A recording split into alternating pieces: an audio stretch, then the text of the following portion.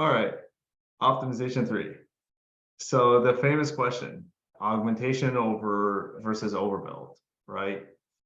To augment or not to augment, that is the question.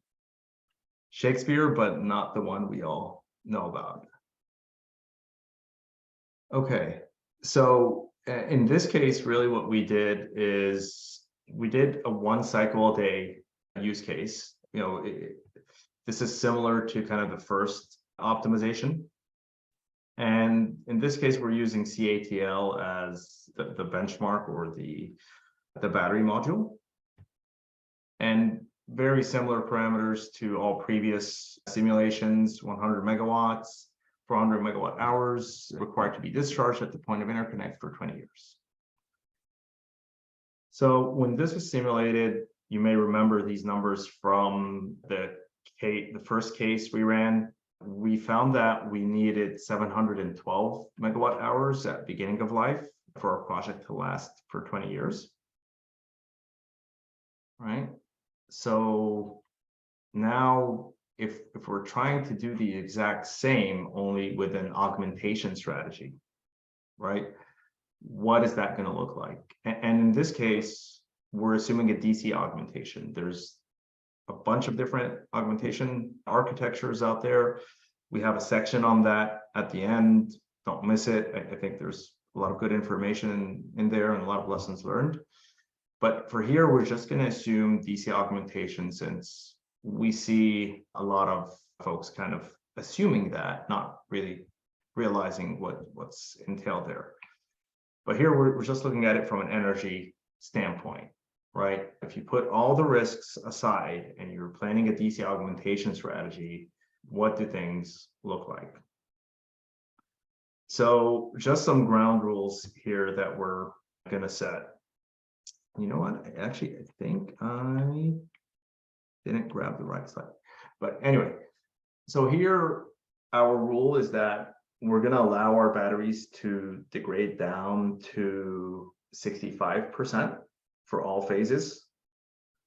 We need to have at least 444 megawatt hours at the battery terminals. So this is accounting kind of for losses between the point of interconnect and the battery terminals. And we're also accounting for the depth of discharge there. So basically 444 is basically 400 divided by 0.9. That's where kind of this number is coming from. So basically that second rule is the total capacity has to always be greater than 444 megawatt hours in this column, right? So what we did is we ran the simulation, looked at phase 1, and basically sized the system so that it degraded down to 363. And I'm going to cause some confusion here, but in the slides you receive, you're going to see something slightly different. We actually allowed it to go down to 65%. So you're going to see this column kind of a little bit longer, and this is 130 megawatt hours instead of 110. But really, the 3 phases here, with the 3 phases of augmentation, you have adequate capacity throughout your battery project. Here in year 13, we're assuming a replenishment is going to happen, and that means basically we're taking the batteries out and just putting new ones in. That's why you see kind of a significant battery capacity being added here in phase 3. So that's kind of the overview of the execution strategy. So Adam, I'll pass it over to you to kind of go over the financial side of things. Yeah, and just to point out, and Sharif, we had a little bit different slide there at the end, but maybe missed getting that one in there. But we're really augmenting at year 5 and 15 for this exercise. Again, you can iterate so many different ways here on upfront sizing and when you iterate, and it's important to do so. But what we wanted to show you are the assumptions made here when we show you the financial results here in a couple of slides. And so that is that in year 5, when we augment, we're doing it at a cost of $200 per kilowatt hour. That is intended to cover the battery supply and the EPC costs that you would realize. There wouldn't be any PCS costs because, as Sharif mentioned, we're just doing DC only. So we've designed this project up front so that we didn't need to add any additional inverters. So that's the cost assumed in year 5. And then the cost assumed in year 15 is $160 per kilowatt hour. These are also assumed to just hit the operating expense line item on the financial pro forma. So they are treated as operational costs. They're not treated as capital costs. So there wouldn't be any depreciation benefits. There wouldn't be any, there is no ITC applied here. Arguably could probably qualify for those types of things, but I'm just telling you the assumptions made for this case. So what we did here, though, is if you look at these lines, right, the orange one is the overbuild and the blue is augmentation. And you're like, okay, well, so overbuild was higher. And that's because you installed more cells with the initial overbuild. So your ongoing operational costs were lower, as we discussed earlier in the webinar. But that's not really true here ongoing. So, we made this mistake, realized this mistake as we were going through these exercises. And now, Sharif, if you go to the next slide, you'll see the blue line kind of pops up. And so we accounted for the fact that, hey, we installed more cells in year 5. We need to bump up those LTSA costs because we're servicing more batteries. Same in year 15. And what you'll see is this impacts the IRR by about 60 basis points. So now if we can go to the kind of the final slide here, Sharif, where we're comparing the results. Again, initial oversize for the overbuild 712 megawatts versus the augmentation is 516, but then adding, as Sharif mentioned, 130 megawatt hours, and then replacing really the entire system in year 15 at 400 some. The CapEx total, and this is just the initial, is 220 versus 164.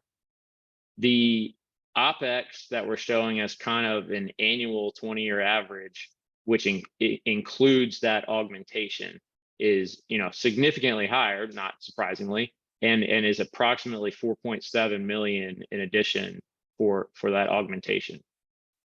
So now, okay, think about, okay, so what's my return doing the initial overbuild versus doing augmentation? And the answer is at least directionally, we would say here is 5.1% compared to 4.9%. And that includes, if we wouldn't have caught that mistake of adding in the additional cells and adding in the additional LTSA fees, we would have thought it was 5.5%.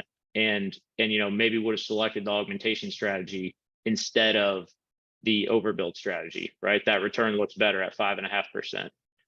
But what we missed here, and really comparing apples to apples, is if you are going to kind of roll the dice versus taking the kind of less risk approach, the less risk approach of overbuild typically comes with an opportunity to purchase a capacity maintenance contract, a capacity maintenance agreement, or kind of, which comes with a fee, which sort of guarantees that you're going to have 400 megawatt hours at the POI. We did not include any cost for that. And so, if you can click one more button there, Sharif, we didn't add any fees to the OpEx here for that overbuild that would maybe kind of guarantee you that 400 megawatt hours. And so, that would impact these returns as well, and isn't included here, but is just sort of another sort of caveat and sort of fine detail that needs to be thought of and included when you're making these decisions of whether to overbuild or augment and how you're looking at different strategies. One of the, and I'd be remiss if I didn't at least wave the FlexGen flag a little bit here. One of the benefits with FlexGen is, I mentioned that we're hardware agnostic. So when you make that decision up front, hey, today we're going to go with this hardware, but you may not know who you want to use 5 years from now or 15 years from now, because we're really centric on the energy management system and the software, and we're flexible to who that new hardware might be in the future. What's important from our perspective is to make sure you select the right operating system up front so that you have that flexibility for augmentation in the future.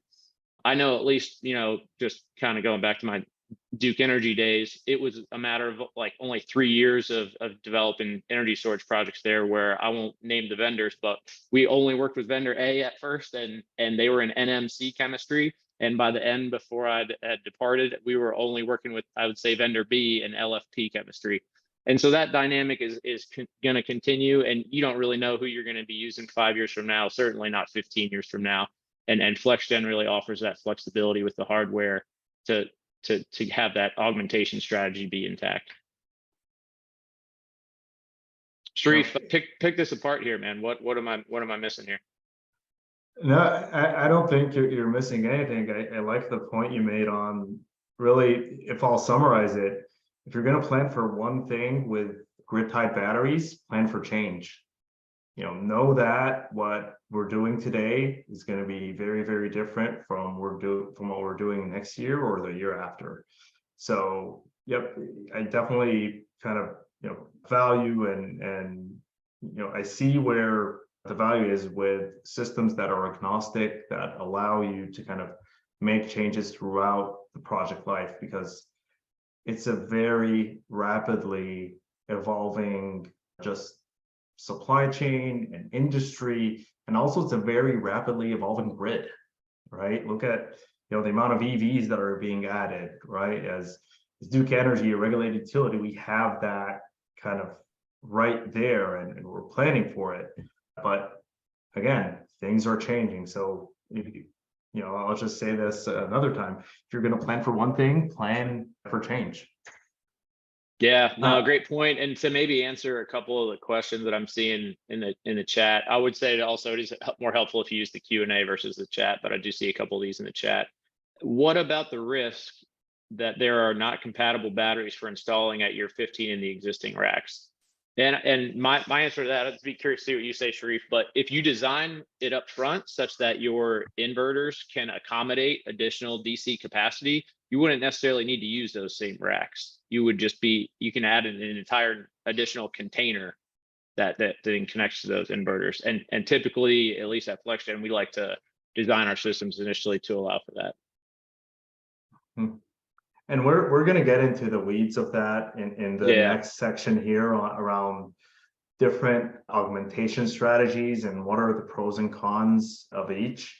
I'm really, it's a topic that's very, very dear to my heart, because at Duke Energy we did a very comprehensive review of really the options that are available to us in the market, and we did a financial review and a technical review. I'm just going to focus on the technical side, since we already went through the financial side here. But I would suggest to people just to stick around for that section, because there's a lot to account for there, and a lot you want to be aware of before just saying we're going to augment. Yeah. And what, if I can answer one more maybe before we dive into some of your augmentation strategies, Sharif, is a question on, are you considering DC or AC augmentation strategy? We've really only talked about DC here. And part of the reason for that is if you go AC, that means you're adding more inverters. If you're adding more inverters, you're changing the dynamics of what you agreed to in your interconnection agreement. And you then likely need to file an amendment, and hopefully, and then at that point you may trigger a material modification, and then you have to go through an entirely long, interconnection sort of process to get that change approved. Is the likely result of, if you don't plan, that's sort of the impact. If you don't plan up front for DC augmentation, then you will be forced to do AC augmentation and deal with the headaches of going through interconnection processes. Good point. All right, I think before we move to kind of the next section here, I guess, Adam, I'll pose one additional question to you, because I think it's just so important. I think a lot of the results we see here depend on these 2 points, right? The forecast for battery pricing in the future and our crystal ball, right? So can you speak a little bit about that, and what's the level of confidence we have? Yeah, great question.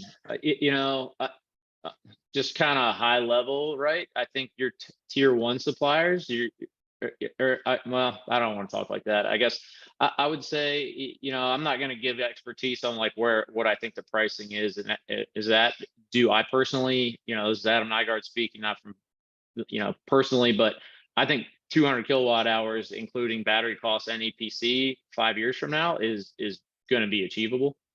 That's just my personal opinion, but you have to make these assumptions yourselves as developers and product designers and the pro forma financial modelers. And it's important to kind of be able to have, why do you believe that? Do you believe in a Bloomberg New Energy Finance cost curve? Do you believe in a Wood Mackenzie cost curve? Those are that's the kind of evidence that I suppose you would have in the background as you go to your investment committee and say, hey, this is what we believe, and this is what we're kind of underwriting this investment to meet is kind of based on this information. Yep. Agreed. All right, well, I'll just take one question here. So Walter Chang asked, when we charge and discharge from the grid and distribution system, do we need to pay transmission charges? If I understand that correctly, in tolling agreements, and Adam back me up on this, but in tolling agreements, it may be limited to a certain technology. In most cases, it's going to be limited to lithium. So the round trip efficiency somewhat, well, it's known, the utility knows what to expect.